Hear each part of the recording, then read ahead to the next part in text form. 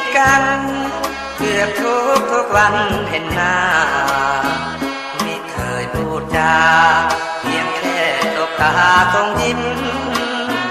ไม่รู้เหตุใดฉะไหนพาใจเห็นเมื่อเขาตอบยิ้มสุขใจคล้ายลอยวิมาน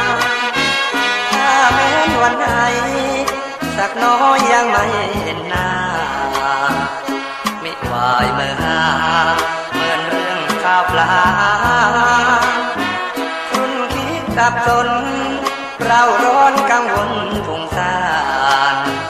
ทบทวนเหตุการณ์